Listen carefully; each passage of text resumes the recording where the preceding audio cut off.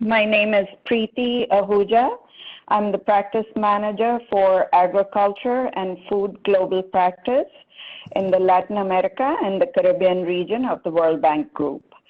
So once again, a warm welcome to everyone. Today, this presentation will be focusing on investing in digital technology to increase market access for women agripreneurs in Guatemala, and there will be a second part which will focus on a new project that is being prepared remotely and which focuses on improving efficiencies, resilience, reducing food loss waste across the food system. That's also in Guatemala. So the presentations today are part of the World Bank's Digital Agriculture webinar series, where we seek to bring innovators, thought leaders, practitioners like the two you will hear from today, who are working on transforming and modernizing agriculture and food systems across the globe. So we are really excited to have them with us today. But first, a few quick housekeeping points. The series is available and it's being recorded. It's being made available, including previous sessions on the World Bank's Open Learning Campus link, which was at the bottom of the announcement that you received. Second housekeeping issue, as you know, please stay muted throughout. Please type your questions throughout, even as people are speaking, so that we can gather these timely, and these will be addressed during the ample time provided for Q&A. The final housekeeping point I'll make is that the next webinar will be on blockchain-powered traceability platforms, and this is going to be a very interesting webinar as well, so please stay tuned for that. So now let me ask Viviana then first to speak of her very innovative pilot project called DIGITAGRO, which is funded by InfoDev Trust Fund. The pilot was conceived as a way of connecting indigenous women, smallholder women farmers in Guatemala to markets. In view of COVID-19, it's pivoted actually to address a bigger issue, which is the issue of nutrition. Malnutrition is a big challenge in Guatemala, as you know, but linking these women producers to school feeding programs is targeting two key areas of work simultaneously.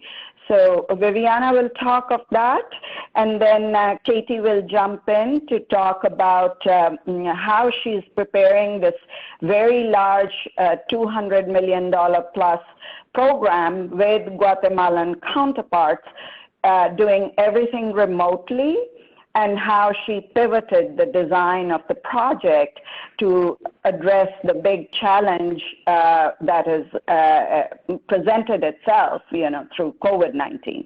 So with that, let me turn it over to Viviana. Thank you, Viviana. Thank you, Preeti. This is Katie. I'm just going to introduce it really quickly and then turn it over to Viviana. Thanks to Preeti for the introduction and to everyone for being here. Viviana and I are really excited to present some of the work that we have underway in Guatemala and also what we have planned going forward. Just a bit of background before we start. We started this work in summer of 2019 with trust fund money from InfoDev, as Preeti mentioned. That was obviously pre-COVID, so the landscape was really different. However, even at that time, the challenges in Guatemala were substantial, and we saw the opportunity for digital tools to help solve some of the most pressing problems for farmers, including things like market access, value chain integration, and product quality. And we also wanted to stress the inclusion of the most vulnerable population. And for that reason, we built this pilot around thinking about women. So I'll turn it over to Viviana to present the DIGITAGRO pilot, and then I'll present our broader engagement in Guatemala after. Thanks. Go ahead, Viviana. Thank you, Katie. Thank you, Preeti. So I don't know if this is working. It doesn't look like it is. Oh, no, okay, yeah. Just a little bit of background to add to what both Preeti and Katie have been saying before. Agriculture in Guatemala is characterized, as many other countries in the region, by a very high dualism. On the one hand, agriculture accounts for 45% of exports in the country, and it is characterized by a large agribusiness export-oriented sector. But this coexists with an equally large smallholder sector that suffers a lot of gaps and challenges. First of all, low access to finance and markets, a high dependence on intermediaries, who are called coyotes, that actually end up capturing most of the value added and the profits of the activity, lack of investment, stagnating productivity, and severe losses of products, both during production and post-harvest. Katie will say more about this later on. But what I'll say is that this is caused both by an infrastructural access gap, but also by significant knowledge and information gaps in terms of what are the best practices and what needs to be done in order to maintain and keep the product as health and safe and of good quality. At the same time, this situation coexists with a very dire nutritional panorama. On the one hand, Guatemala is the fourth country in the world for chronic child malnutrition rates. This is 46.7%. And just to put things in perspective, the first three countries are Burundi, Madagascar, and Timor-Leste. Guatemala is by far the highest, the country most affected by malnutrition in Latin America, and really surpasses the levels of many much poorer and with low resources countries in sub-Saharan Africa, for example.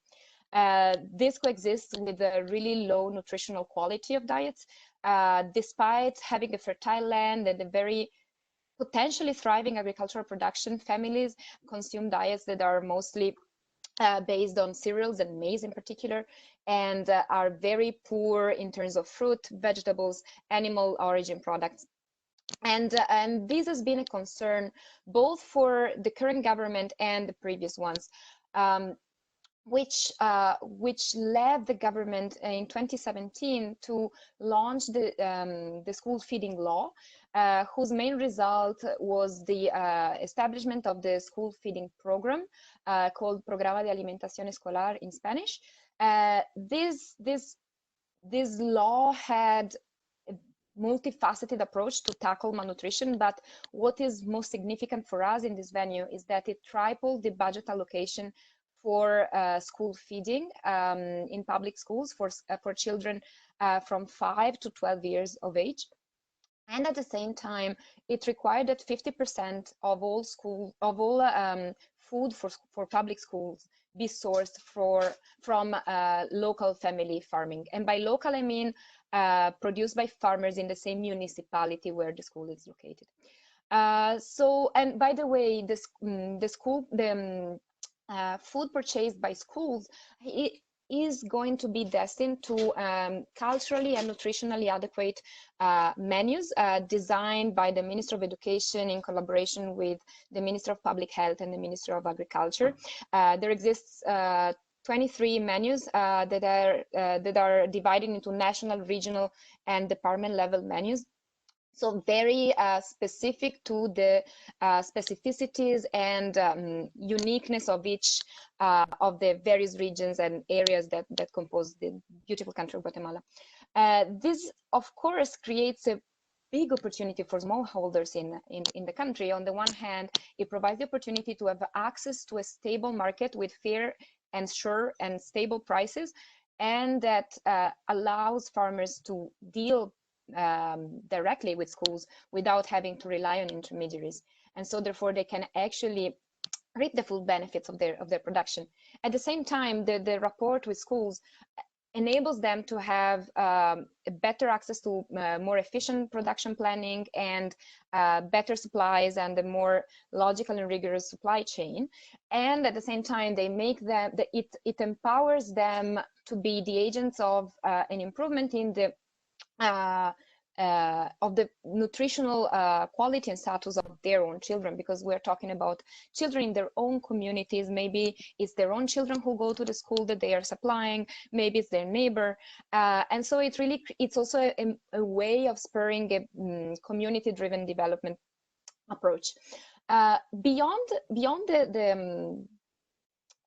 the benefits for farmers in general, women are particularly well suited to benefit from the school feeding program.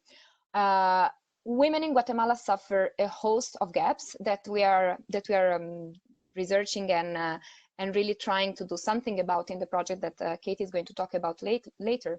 But for example, they don't have access to markets, let alone access to land or productive inputs. They have significantly lower economic opportunities, especially in rural areas. For example, they have 50% of them don't even earn a salary. They're not even considered agricultural workers, even though they work as much as men in agriculture. They're not even considered entrepreneurs, which is why in our project we call them agri-preneurs, because we want this to be really an empowerment project. And in particular, what makes them, apart from their position of disadvantage, that makes them really like great targets for our action, but it's also rational to do so, to work with them, because they tend to specialize in the production of foods and products, sorry for the repetition, but that are in particularly high demand by the school feeding menus. For example, they tend to produce a lot of fresh fruit, vegetables, poultry, eggs, dairy products that are really different from what men are actually working on, and are really nutritious food that are really, as I was saying, in high demand by schools. And so they are really ideal subjects for getting involved in the school feeding program. But most of the time, they don't even know about this opportunity. They don't think they can be entrepreneurs. They fear any repercussions, and so we decided to focus on them. Just very quickly, because I notice I'm talking too much about this with the introduction, but the school feeding program is great, and we love the concept, but it has a lot of identified bottlenecks. First of all, it relies heavily on the voluntary work by parents' organizations, but these people are mostly functionally literate, especially in rural areas where we're working. They don't even know where to source the food, where the producers are, how to even do the conversion between the ingredient list for menus and the number of students in their school. They lack information on how to prepare the food. They don't know most of the time who is a certified producer and who is not. At the same time, for producers, most of the time, they lack the information, the capacity, the incentives even to register for the school feeding program registries. They have to go through a two-tier certification level, one with the Minister of Agriculture and two with the Minister of Education, and get basically a social security number. But they fear the authority. They think that this is not for them, that there will be all sorts of tax implications and consequences. And then in many cases, again, when they know about this opportunity, when they are willing to do so, they really lack the information on how to go about it. And also, in many cases, there are already, problems with market concentration and lack of transparency. Maybe there is already a preferred producer, and even if they want to get involved, they don't have this opportunity. And as I was mentioning before, they also lack the knowledge on how to maintain their production fresh and healthy, and how to comply with the quality standards that, of course, are required by schools for the provision of food to the children. So what does DIGITAGRO do? Finally, I'm getting here.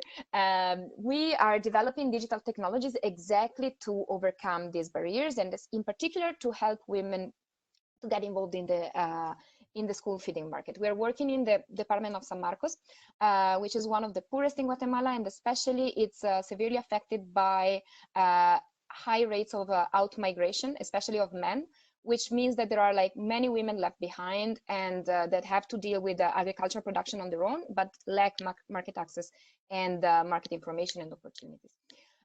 We do basically 3 activities, and something that I should have mentioned before is that this pilot is the product of a very successful and mutually enriching interinstitutional collaboration.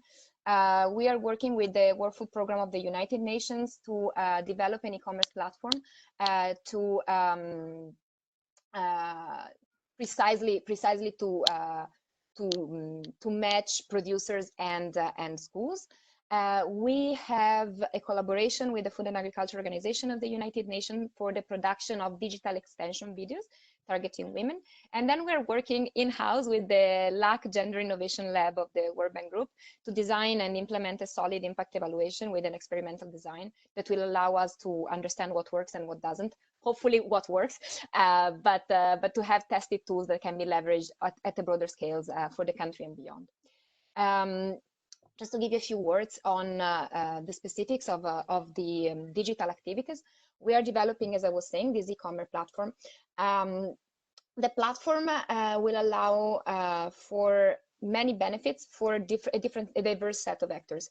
For producers, of course, it gives them the opportunity to have transparent sales with no intermediaries. To network with other producers, we will include this feature so that producers can get involved in producers group and collaborate and share information and even share products sometimes, so that they can, each of them, they can provide the food to schools in a more efficient and inclusive way. And then they will find updated and transparent price information of the official prices charged by the school feeding program, which is another issue that the program is facing.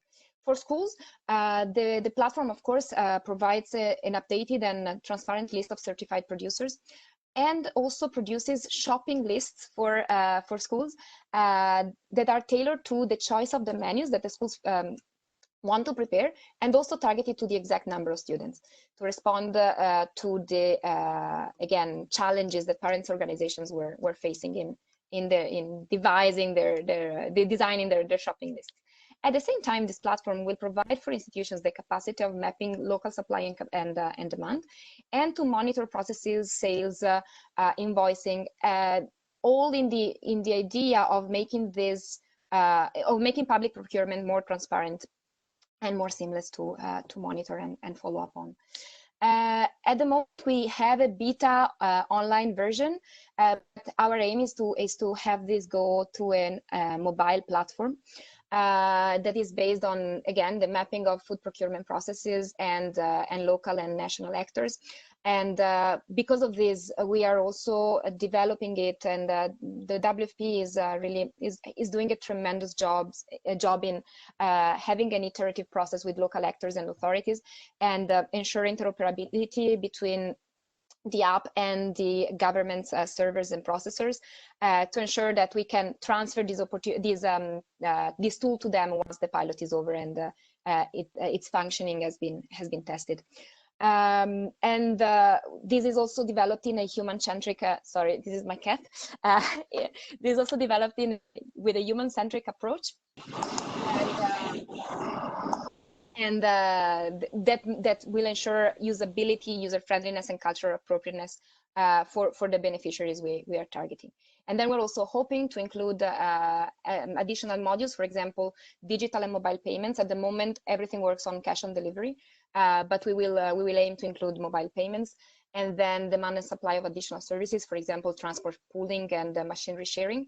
And then we want to establish an automatic system of SMS notifications to allow for even the most remote areas to be connected despite lacking internet connectivity.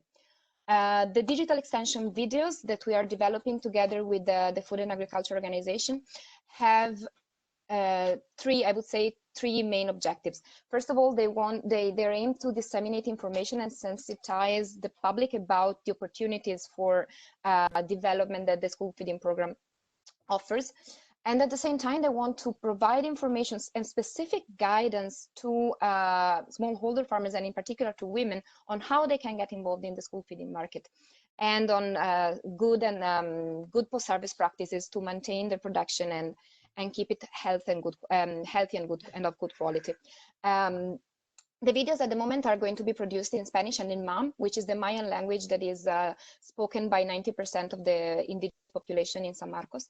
But they will be also available for translation in a broader set of languages once the tools have been tested and fully developed.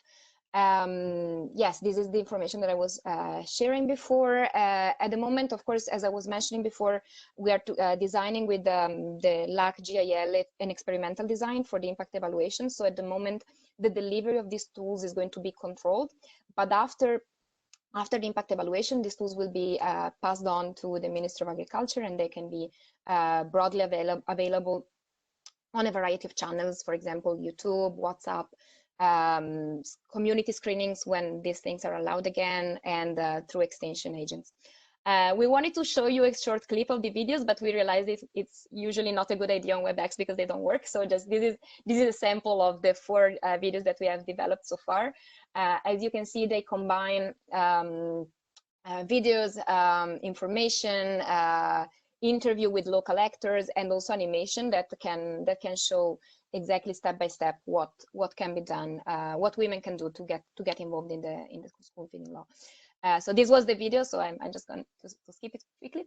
And last thing before I turn to Katie, as Katie was saying, this was developed before COVID, but we think that these tools provide an opportunity to be leveraged even in COVID time. The e-commerce platform can be broadened to a broader market, and can help overcome some of the bottlenecks in connecting demand and supply that especially the mobility restrictions imposed by the country are imposing on the agricultural markets. And for example, it can also sustain food security by ensuring the smooth running and functioning of school feeding program despite closure of schools. And finally, the videos that we are producing can really be a vehicle for improved food and producer safety by teaching some simple but effective measures to maintain food safety, but at the same time allowing producers to learn and to get this knowledge by staying home and complying with social distancing. Now it's Katie's turn. Thank you, Viviana. So I'm going to present a little bit where we have broadened this dialogue. So based in part on the dialogue that we started with the government of Guatemala through these pilots, back in October and November, we started to engage more deeply with the Ministry of Economy, also called MINECO, to describe and explore ways in which the World Bank could support more broadly the agriculture sector. Together, we identified the issue of food loss as one of the largest inefficiencies in the whole agri-food system in Guatemala, linked to some of the issues that Viviana was mentioning, including nutrition. And we thought to develop a collaboration based on making priority value chains more modern and efficient, and specifically through the reduction of losses. And so all of that was before the COVID context. Our team was actually in Guatemala in March for an identification mission when all of the staff were called back to Washington, given the impending health crisis. And so we were really invested in thinking about how we could quickly adapt what we were doing to also be able to respond to the crisis. So the next slide, please. Thank you. Following the declaration of the health crisis, Guatemala has in general been hit hard, and the food system has not been an exception. The restrictions to local and international mobility are causing disruptions all along the food chain in Guatemala, and this is resulting in widespread economic hardship and uncertainty that's especially affecting the most vulnerable. The slowdown in demand in general is impacting farmers' revenues. About 45% of agricultural revenues in Guatemala comes from agri-food exports, And that means that export-oriented agriculture is a key source of income for many Guatemalans, and that is causing major disruptions in income production. At the same time, the almost complete shutdown of the hospitality industry, as we're seeing in other countries too, has resulted in canceling contracts for farmers. So those who planted crops to match the expected demand from hotels and restaurants are now left with drastically lower revenues and surpluses of products that have been specialized in harvest and livestock and that are, you know, too uncommon or too expensive for local consumption. And so with the closure of these tourist markets, they don't have a market. The vulnerable are also facing additional challenges. Many small-scale farmers who depend on selling their produce at markets are faced with closing of the markets or reduced hours of marketplaces, so they don't have as many opportunities. And the poorest in the country are exposed to rising unemployment and underemployment due to the overall closures, hindered economic activities, disrupted value chains. And in addition to that, the lowest expected remittances in recent history, and Guatemala relies on remittances. So closures of borders have also meant that remittances have gone down. To add to this, informality is pervasive in Guatemala. So in rural Guatemala, 9 out of 10 jobs are informal, and that makes rural producers and people working in those areas basically invisible to the emergency relief programs that the government is offering. They're not in national registries. They can't access these programs because they're not formally registered. And so this is all in the context of a current country that, as Viviana described, was already displaying poor hunger and nutrition outcomes before the crisis, meaning that it's even more important that agricultural value chains remain functioning so that food keeps flowing from production to consumption centers, especially now to urgently address food security concerns of the poor and vulnerable. This was the context in which we thought about redesigning the project. So the next slide, thank you. We shifted our focus from looking primarily at food losses to now thinking about how we could directly respond to the COVID-19 crisis. And together with the Ministry of Economy, we're now preparing the project Responding to COVID-19, Modern Resilient Agri-Food Value Chains. The objective of the project is to contribute to reducing food losses, increasing adoption of climate-resistant technologies, and improving emergency response to COVID-19 to beneficiaries and select value chains. The project will be executed and implemented by the Ministry of Economy, and it will be co-financed by the World Bank and also the International Fund for Agricultural Development, or IFAD. In the current context, we're employing digital tools 2 ways. One is to help with project preparation. So this is including conducting all of our preparation missions virtually and all of the stakeholder and gender consultations virtually. Generally, when we prepare a project, we are on the ground engaging with the client, engaging with the key stakeholders, developing relationships, developing collaboration, information gathering. We haven't been able to do that in the same way in this context, and so we've relied entirely on digital solutions to be able to make those connections.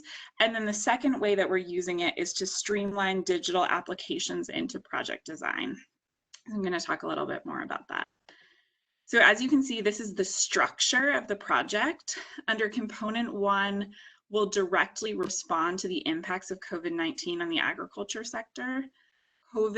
Component 2 will focus on-farm investments through a sub-project mechanism to reduce food losses. So producers will apply to open calls for proposals and then will receive financing to be able to invest on-farm.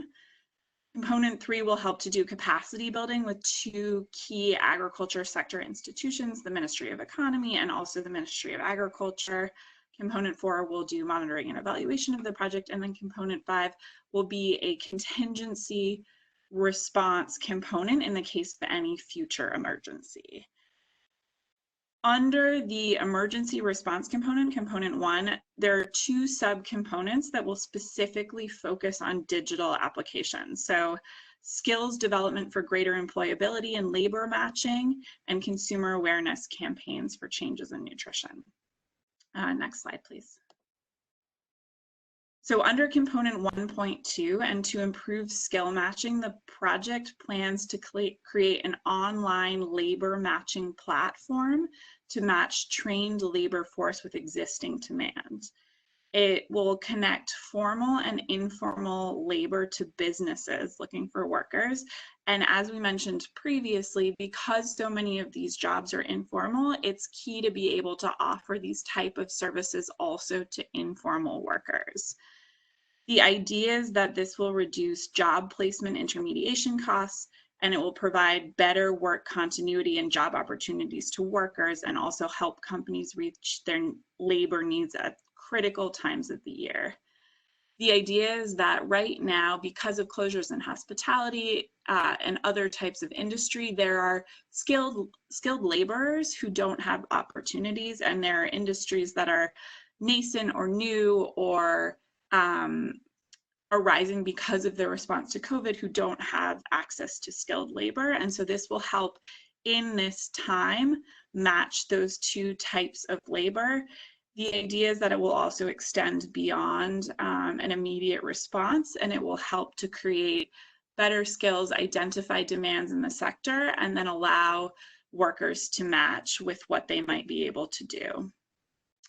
The platform will also offer online registrations and technical support, and it will leverage a current system of skill matching that exists within a government institution in Guatemala called InfoDev. The platform in general is inspired by an example that comes from Uruguay called Safrales. Next slide, please. So Safrales in Spanish means harvest. Safral means harvest, and the idea of the Safrales platform in Uruguay is that it matches labor available to harvest agricultural goods with companies looking for that type of labor.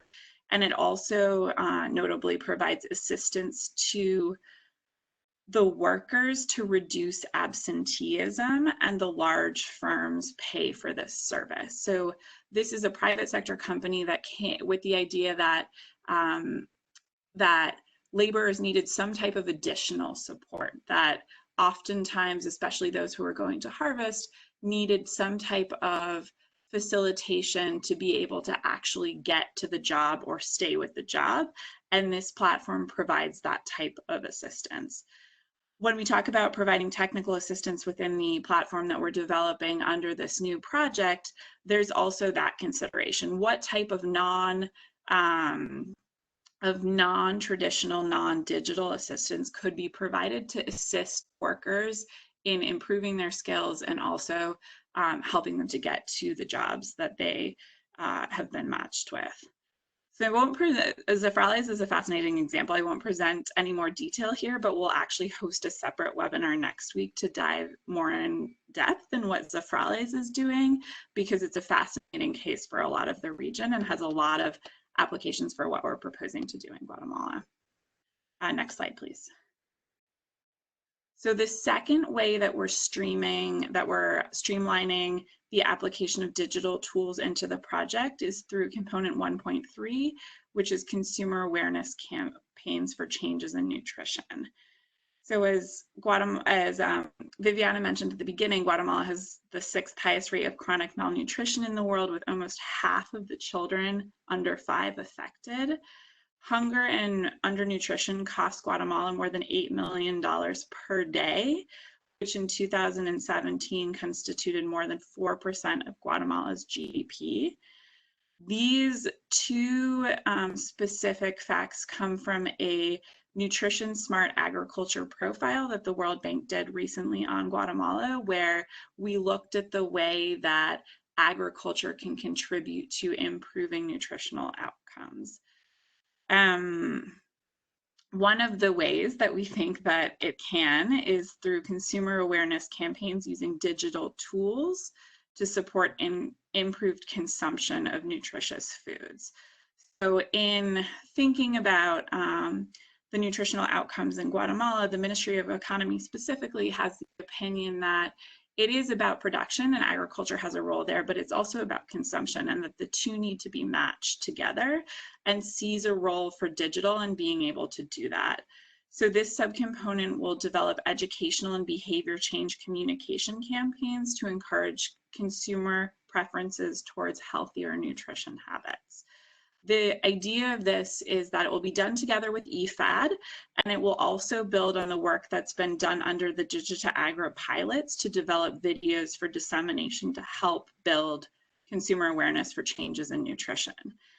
The way that these videos will be disseminated is to be determined still. I think part of it will come out of the impact evaluation that Viviana mentioned previously.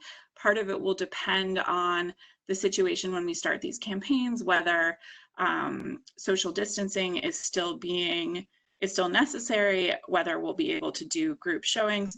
But one of the mechanisms that Viviana mentioned briefly and that our partners have really emphasized is the distribution through WhatsApp.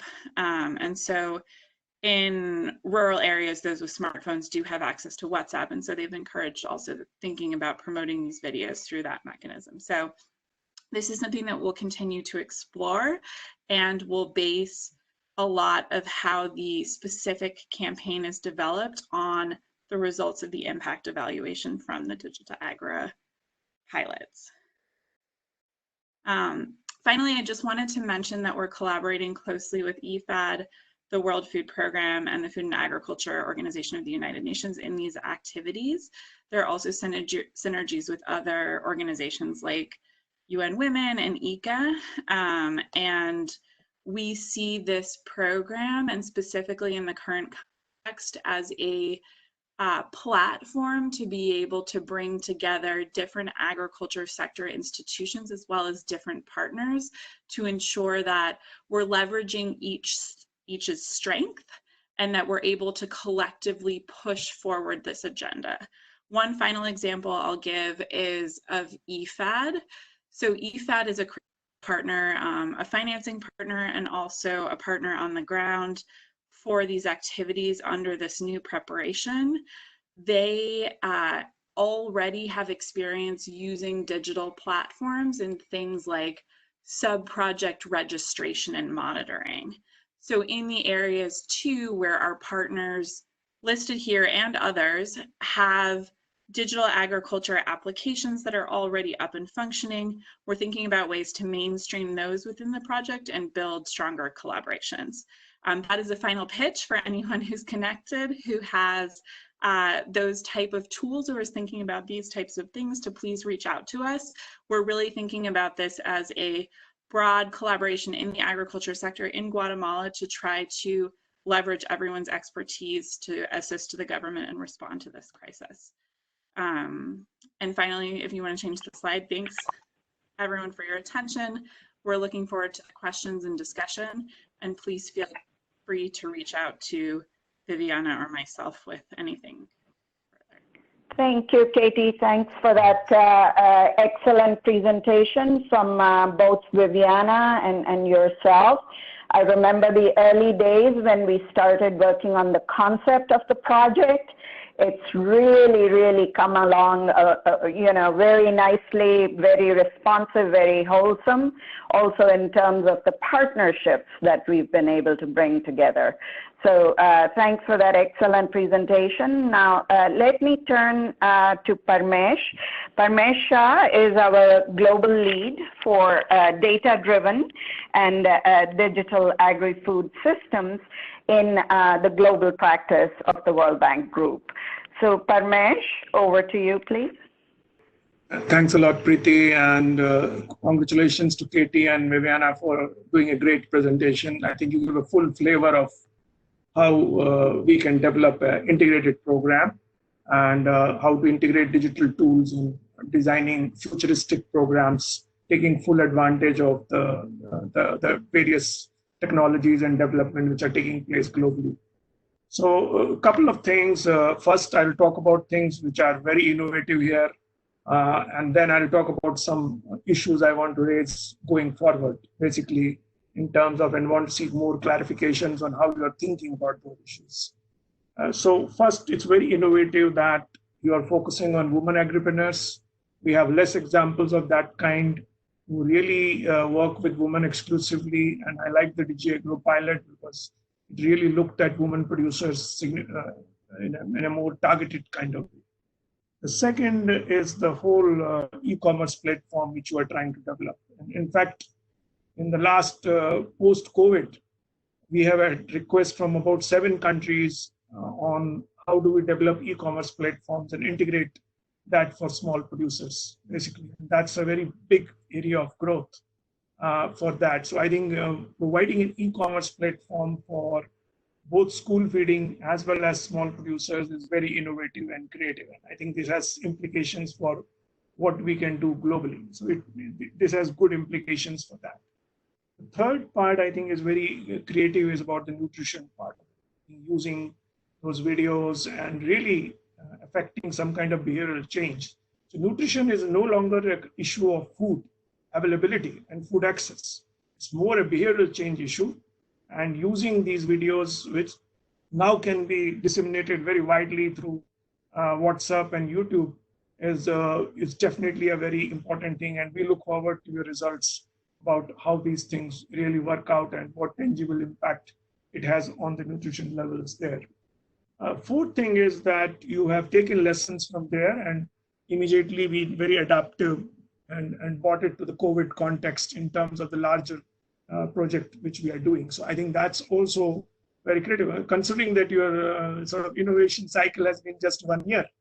I think in 1 year, I haven't seen projects pivoting from pilot to a big design so easily. So I think you deserve a lot of congratulations on being very agile and very creative about using lessons from a project which also is just being piloted to being scaled up. So I think the piloting, scaled up, everything happening together is also very, very kind of creative from the team. So I would like to now raise a couple of issues, or maybe 2 or 3 issues, and then I will harvest a lot of interesting questions have already come from the audience, and we will pose them to you as a collective questions, some from my side and some from the audience, which I will read out after my comments. So first thing which I want to understand is that all these systems sustain only if you invest in a data platform. So I'm very curious to understand that, are we doing it is like a sporadic kind of thing, or are we going to invest in a data platform if we want to do digital? Digital innovations don't happen without data, and governments generally are good at collecting data but never using it. So I want to understand, what is your perspective on how will you create data platform on various things? It's transactions, production points, marketing points, all that. And how will you create a data platform so that the rate of innovation is not one-off, but is continuous? The second issue is about, it's not enough to have information. You need logistics and, aggregation. A lot of analog things have to happen to make the digital work. So can you also throw some light on what corresponding investments you are doing to make sure that the transactions start happening? I think something very creative you are doing is creating nodes of local food economy, which I think post-COVID, even US has created a number of local food points now, rather than relying only on large agribusiness and all that. So I think I want to understand, what's your understanding of creating a local food economy in this area? And the final point, which I think a lot of my colleagues have also raised, is about sustainability. Normally, e-commerce companies, and there should be an ecosystem, a business model which accompanies that. So one of the criticisms is that these are very donor-driven, and when donors go away, the thing collapses, because we have not created a business platform or innovation platform locally. And I think on the audience, we have e-commerce companies like Pinduoduo from China. Xingyi is there already on the other side, and she's asking also some specific questions on how will you do that. And the final point is, I didn't see you taking lessons from the DigiAgro pilot into the value chain. What we are seeing is that, why aren't we creating an e-commerce platform, not just for women farmers, but for all the farmers of Guatemala? if you have 200 million to invest, you could create the largest e-commerce platform, not just on school feeding crops, but on all the crops which you have in your design in the value chain. So how are you graduating lessons from DG Agro to a value chain thinking as opposed to just a school feeding thinking? These are some of the points there, and I hope you have noted them down, because I can't speak about that again because I'm just thinking about it on the feed. Discussion today. Preeti, if it's okay with you, can I read out the questions from the audience so that they can have all the things together? 16. Definitely. Please go ahead.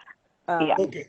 So let me just take the points as they have come, but I will also cluster them in a way, basically, so that you are able to take them. And I would leave it to you, Katie and Viviana, who wants to answer what, basically. But please take note of the questions which are coming. So I think the question we are asking is, how do you organize informal women SMEs and how do they aggregate their produce? And then the other question is, the e-commerce platform seems to be initially focused on supplying the school feeding program. Is there a possibility of using it to link producers to other markets for their commodities in the future? Something which I just raised also. That's what people are asking. How is it graduating to the value chain? And then the question Anna has, are the women involved into analysis of information and decision-making process, or is it being decided for them?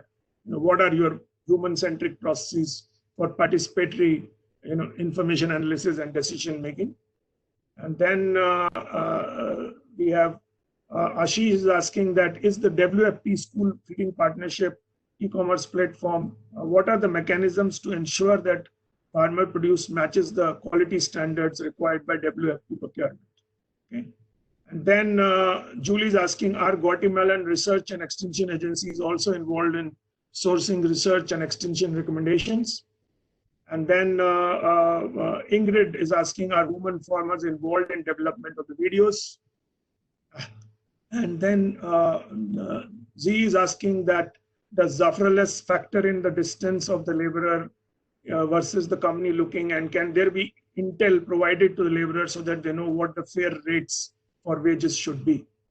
And Gada asks that, who owns the platform and the data that's collected? Who will maintain the platform after the end of the TA, and what will be the business model? And are there any policy recommendations, regulatory constraints that you have come across that need to be addressed for marketing of agriculture products through digital platforms? And finally, have you considered participating with banks to use this information to provide credit to the farmers? So you can see that you have generated so much interest. And I don't expect you to answer all the questions, but take them in cluster and answer whichever you can. And because we have still quite a bit of time left for answer that, because we don't have physical questioning, which is going to happen. These questions, you can take them and answer them in whatever sequence and whatever order you want. Over to you. Do you want to start maybe with the first question that I think are more for the bigger project? Sure. And I'll leave some of the detailed and complicated questions to you and the women farmers, like how do we organize them? So in terms of the data platform and how this doesn't happen without data, I think that that's a really interesting and important point. One of the things that we're thinking about in this broader engagement with the government, and as I mentioned in the structure of the project, is institutional strengthening under component 3.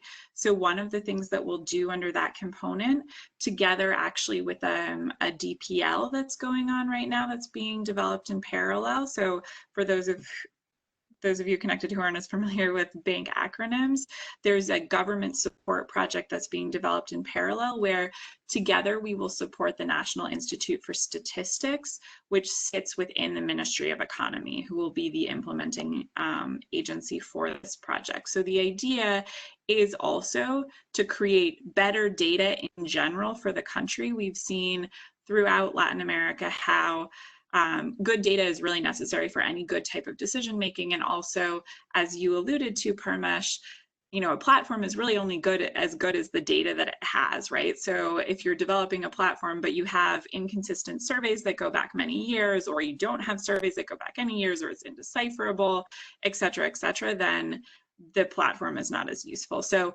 we're thinking about doing this in parallel, improving the National Statistics Institute, including updating the LSMS, the national surveys, together with them, to be able to support some of this data.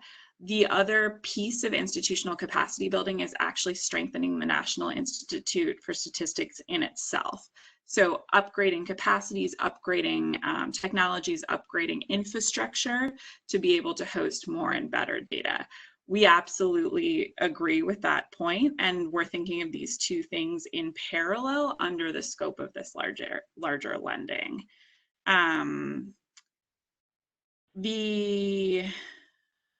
trying to make sure that I have all of the questions. So the sustainability of these systems, it's different for each of the systems. So, and Viviana can talk a little bit more about this, but I think one of the questions surrounded this e-commerce platform and basically who owns it. So currently, we had a number of options when we were developing this. One of the options was thinking about working together with a firm and telling them exactly what we wanted to do and having them develop a platform for these pilots specifically.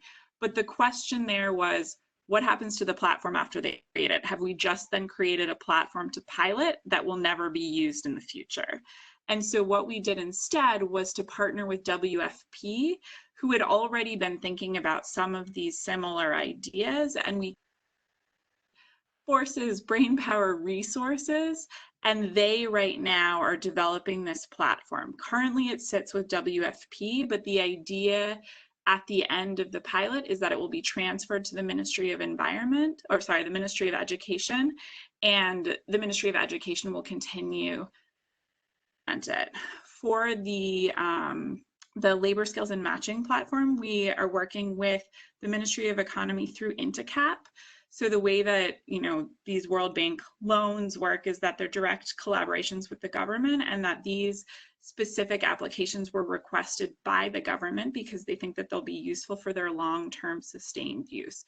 So INTECAP will host the platform for labor skills and matching, and that will be continuous beyond the scope of the project. And the development of this platform with INTECAP will include all of the necessary technical assistance, capacity building, to be able to ensure the sustained use of this platform following the program. And then in terms of the videos, the videos are something that when we were going back and forth in developing the pilots, we were thinking about what is a way that is easily scalable to be able to distribute content to producers, specifically women, in a bite-sized, tangible way. And so videos came out as one of the clear winners in this, in that after the videos are developed, and the idea that Viviana mentioned with the DIGITAGRO pilot is that anyone can redistribute the videos, right? So once the videos are put out there, if the videos are high enough quality, the hope is that they will be shared. And that's the hope with the dissemination project for the dissemination campaign for the project as well, that the videos that we'll distribute for changing consumer awareness and consumption for better nutrition will be such that partners, all of those who we mentioned in the presentation, will also take on a role of distributing and using these videos, and that there will be a multiplier effect there. The last thing I'll say in response to Parmesh's questions, how we're graduating lessons from the pilot to scale up more broadly. So maybe 2 points there. One point is around developing accessibility systems. So one of the things that we're thinking about, and that will be incorporated within the institutional capacity building component of the project, is taking all of these lessons learned and, exactly as you said, Parmesh, applying it to a value chain scenario. So right now, Guatemala has started to think about how to do some traceability for honey. And what we're proposing to do under this component and under the project is develop full traceability systems for at least 2 of the priority value chains with the potential to do more. And the idea of traceability systems is that we'll be able to capture some of the lessons learned of building this platform under the DIGITAGRO pilot, but also will be assisting MINECO in doing what they do, right? So MINECO is the Ministry of Economy. They're focused on export agriculture, but also have a mandate to assist local populations in making sure that local food is available and healthy, and that's what they want to do through the consumer awareness campaign. So by developing traceability systems for at least 2 value chains, the idea is that they'll be able to be more competitive with these value chains and perhaps access better, more differentiated international markets with these products through the information that's coming out of where these products come from. The other thing that comes out of traceability, obviously, is food quality and safety, which is also something that we're thinking a lot about in this project, and something that even within the context of the school feeding program is a huge consideration. And I'll let Viviana talk more about how the videos do that. Another thing in terms of scaling up, there were a lot of questions about how the e-commerce platform could be scaled up.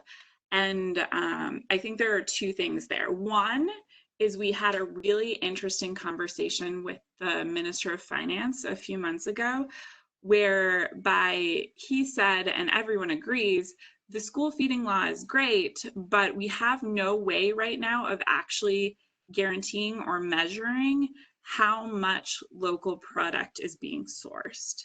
So one of the things that he was interested in doing, and one of the things that we've thought a lot about, is how can you also use this type of platform as a monitoring mechanism to ensure that this law is being complied with, and actually looking at the sourcing of this food. An example that I like and that I give a lot is that when we were in Guatemala in the field a little while ago, one of the things that we were told is that because of what the guidelines specify in terms of sourcing, some of the locally sourced food was arriving at the schools with Walmart stickers on it. So even though it was being counted as locally sourced from a family farmer, the family farmer himself had or herself had bought it at Walmart. And so there's that need to scale that platform just even to cover the school feeding law and school feeding platform. And in the way that Viviana mentioned, that we hope to add more functionality to this platform, maybe in terms of transport, maybe in terms of digital payments. There are lots of options, and we've looked at other organizations like Grameen Foundation, for example, who have done these type of platforms with additional functionality. So that's an option, scaling up even just to develop the school feeding market. Beyond that, the idea was always that this was a market. So we were developing this platform with the idea that we were geared towards the school feeding market as a market, but that once the concept had been proven and that the platform had been developed, this market could be expanded to other markets. So that's also another possibility in terms of scaling up the platform.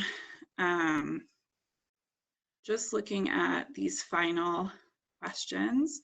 I'm going to let Viviana answer a lot of these questions, but the question on Safrales, so I'll answer the question on Safrales and on banks. In terms of Safrales, they do consider distance. So Uruguay in general is a very small country. One of the interesting things about Safrales is that they have no issue with formality versus informality, because laborers who arrive in Guatemala are allowed to work. So Safrales functions in a way in Uruguay that it would not function in the United States, for example, where people might be terrified of registering themselves in a formal system as somebody who's undocumented, because that doesn't exist in Uruguay. They do have intel for prices. So they allow laborers to see what each of the companies are paying, and they're able to compare what the companies are paying to each other within this platform.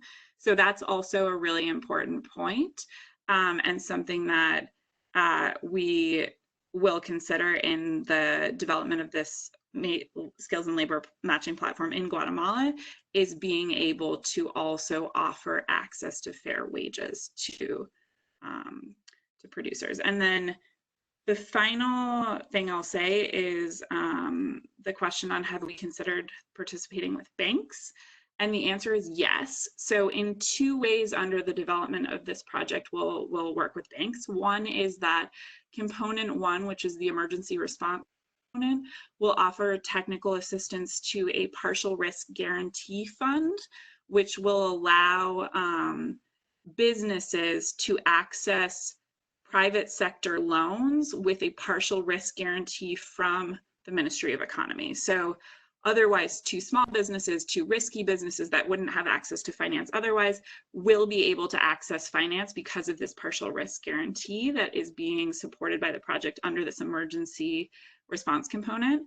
The second way that we envision participating with banks is through the second component I mentioned, where we will invest directly in on-farm and value chain investments to improve production efficiency and to reduce losses.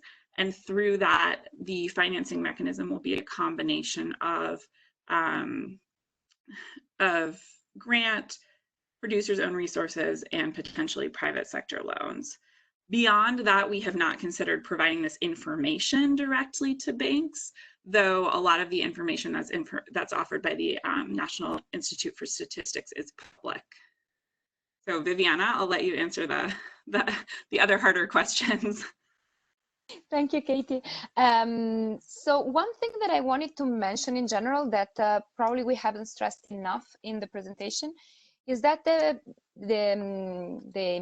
investment that Katie and Tomasa are leading, the follow-up big project, has a very, very big gender component. We're aiming for gender tag, and we are embedding gender considerations throughout the project. So just to respond to some of the questions that came in on gender, this is not just a DIGITAGRO feature. We want to be transformative along the gender dimension, even in the bigger project. What does this mean? This means that we are conducting a gender gap analysis in parallel to project preparation, and this gender gap analysis will eventually become a gender strategy and then gender action plan for the project. So basically, each and every component will have actions specifically targeted at women and at ensuring not only that women can benefit from the project in the same way as men, but also that the project can be leveraged to improve the situation of women in agriculture and in the rural system of Guatemala. For example, that's just to complement what Katie was saying in terms of financing mechanisms and for sub-projects. One of the things that we are thinking is actually to see and to propose, for example, in the gender plan and in the gender strategy, to promote the development of non-traditional credit schemes, specifically to respond to the condition of women who are basically landless. They don't own land, and therefore I think there was a question whether like these mobile systems could be used. This is one of the options that we would consider in terms of like proposed actions for the gender strategy, and this is specifically to respond to one of the identified gender gaps that we are finding out of our research. In terms of how we are, just to keep on the gender theme, how are we going to organize women and women-led SMEs? That's a very good question. Part of it, I just need to do this disclaimer that our field activities have been stalled since the start of the pandemic. So we have two field coordinators that probably are online right now, that are in Guatemala, in San Marcos, and they were going to start mobilizing women, aggregating them, working with the Ministry of Agriculture and FAO and the WFP extension agents precisely to involve women and engage them and help them get more involved. But at the moment, this has not started yet, just because of the mobility restrictions and the lockdown. But this is one of the things that we were thinking. And for example, something. So Guatemala, in terms of how producers groups work, is very diverse. Every department has a different scheme. So I happen to know well what happens in San Marcos department, which is where we are going to work. For example, they have these producers networks, and in these networks, you know, of course, women, of course, are allowed and have producers group. But one thing is that they have lower associativism, lower participation rates. So one challenge that we will have to deal with is exactly how to engage them and how to spur their participation in these producers networks. We have met when we were on the field with a very inspiring example of this women producer group of Vista Hermosa, which is a beautiful village in the middle of nowhere that has a beautiful view, and that's how they call it, Vista Hermosa. And they produce eggs, and they started, and there was of course a lot of effort on the part of like extension agents. And they faced a lot of challenges in the beginning, but then they gradually took you know, strength from each other, and now are actually pretty much well integrated in the market. And also they had already started to engage with the school feeding program. So there will need to be an effort on our side and partnering with our partners on the field on exactly this, engaging women and stimulating their participation. And part of this is exactly what the videos aim to do. One thing will be finding the women and getting them involved, but like exactly these videos aim to make women understand that they can do it, they have the power, they have the means, and that there is nothing to fear about this, and that this is actually a great opportunity for them. So this is one thing, and we will let you know how it goes as soon as the field activities start again. On the I think on the analog priorities, on how we are going about creating this local food economy, one thing that I had that I need to mention is that our partnership with WFP and FAO is not just instrumental in terms of creating these digital technologies together, but both institutions are heavily invested in the ground, and especially in San Marcos, with exactly analog activities in support with the school feeding program. For example, WFP is working a lot on supporting schools and farmers as well lately, and FAO is working more on the production side and on creating these producers networks and engaging small producers. And so we thought that our role as the bank was instrumental in connecting the dots and in creating some tools that would help this system to work better. And this is for the DIGITAGRO pilot, but also for the with the big project, and Katie can say more about this. The big project is exactly doing this. It's working with investment plans to create the preconditions for businesses to grow and thrive. Because I mean, you can develop all the digital tools that you want, but if you don't have the substance beyond that, they are not going to work. And one other thing, I think there was a question on extension and research.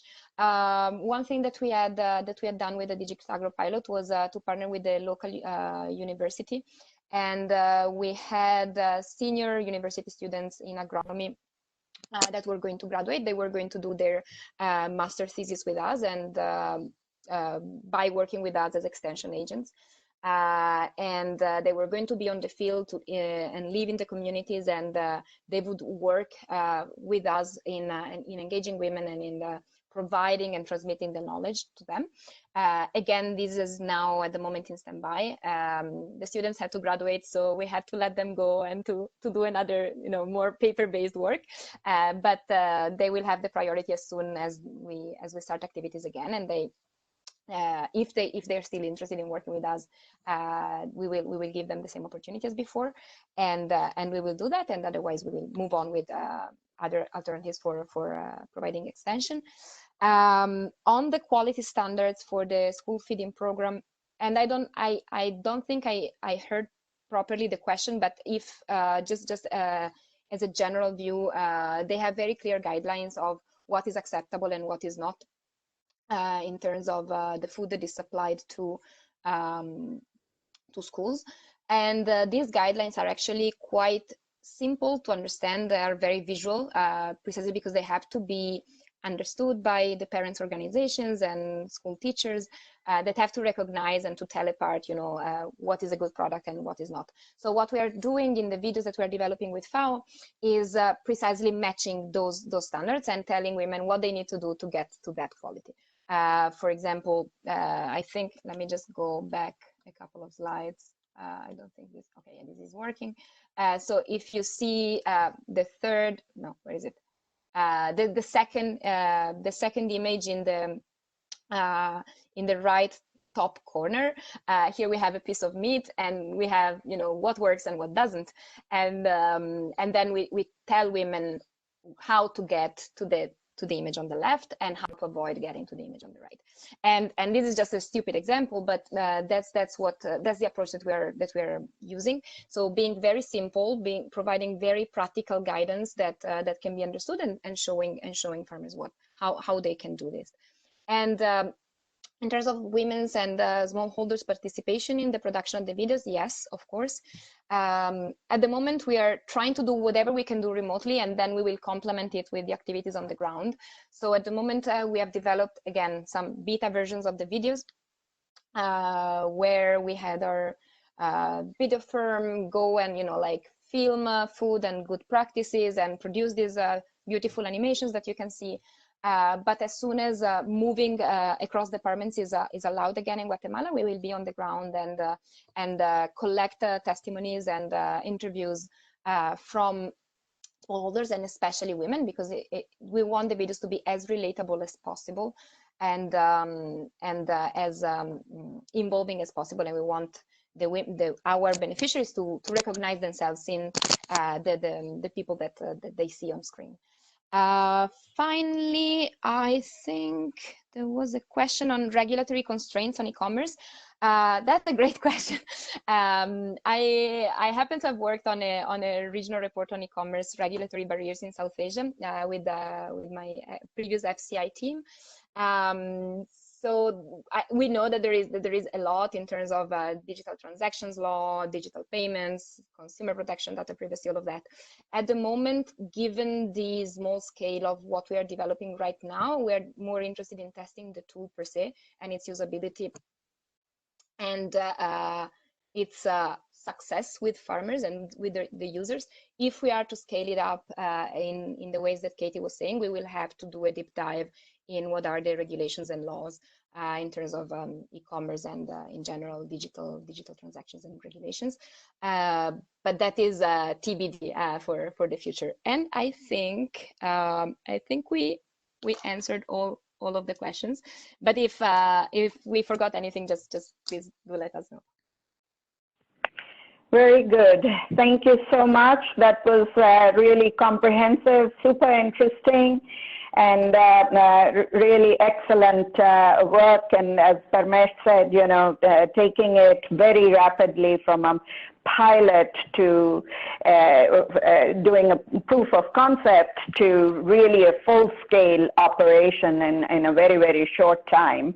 Some of the ideas and aspects you discussed today are for not just for local supply chains, but also for global supply chains, not just for agriculture, but so many other real sectors, wherever there are goods and services being moved around, some of these concepts can be borrowed and applied. What we did not have a time to showcase today is the really tremendous work that is being done remotely to prepare these operations or to provide implementation support to these operations, which is equally interesting, but that's somehow for another day, no? So thank you very much. And Parmesh, any final thoughts from your side? Yeah. So just that what we do normally is that we curate all the questions which you couldn't answer, because obviously there's so many questions. So we'll throw those questions back at you, and you need to give a considered response to some of the questions so that we can send to all the people as a kind of a collective response, because it's difficult in the virtual format to do that. But I would clearly point out that we are receiving very good feedback from Danilo Pizzo, who says Katie and the Guatemalan National Secretariat for Nutrition Food Security has developed a platform to monitor the malnutrition status. There is a tool they have developed which they would like you to use, basically.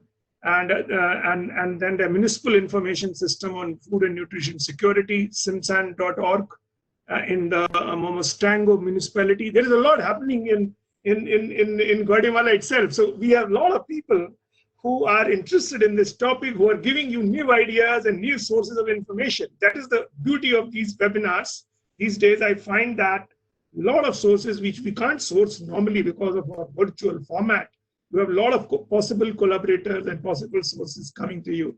And we will harvest all this and give it to you because that's the purpose there. And but I would like you to sort of, I think, also announce what the next Wednesday one is about, so to give you a chance to publicize that, although it's in Spanish, but it is your clients who are talking there. Please announce that webinar, Sure, Katie or Viviana. Thank you for the space, Parmesh. So next Wednesday, as I mentioned briefly, we'll host the co-founder of Safrales from Uruguay. The presentation will be an in-depth look at what Safrales has done. So I mentioned a little bit about how they're matching labor supply and demand in Uruguay, how Uruguay is this unique case in terms of agricultural labor because anyone who comes to Uruguay can work legally. The company called Harvest was originally focused on how they can match laborers who will help with harvests with big companies who are exporting what they're harvesting. So they need, in similar ways that they might in the United States or in Mexico or in places in Europe, large bodies of labor to be able to harvest at specific times of year that they don't employ all year round. They focus a lot on day laborers or on laborers who come and are temporal. That was their initiation. With that platform in place, they've also done a number of really interesting things to respond to COVID in Uruguay, which at this point, I don't want to say is a moot point, but there have been no cases in Uruguay as of late. So Uruguay is one of the countries in the world that did an amazing job of social distancing, clamping down, and really ramping up testing to be able to eliminate cases quickly. But Zafrales has been able to match health systems that need workers with labor for health systems. So they've also had an interesting COVID response. So we'll have Mauricio, who's the founder of Safrales. We'll also have the country director from the World Bank from the Argentina, Uruguay, Paraguay country management unit speak about the use of digital technology in that region. We'll have the country director who leads the Central America work and the country director for Guatemala speak about how this can be transferred to the case of Guatemala. And then we'll have, hopefully, the Vice Minister of the Ministry of Economy from Guatemala give his perspective on how this will integrate into the program that we just discussed.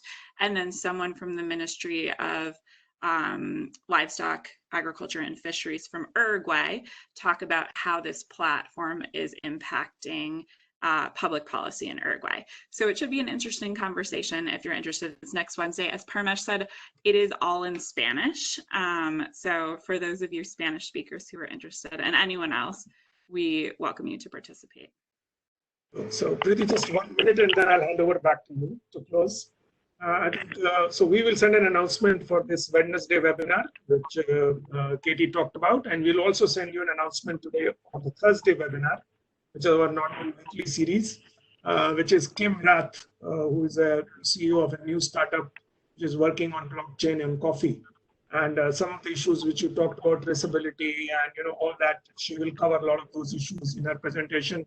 Both sessions will be very exciting. I request the audience to join both of them. We have, very exciting sessions in offing and even more to come later on. Please watch this space. Over back to you, Preeti. Wonderful, thanks.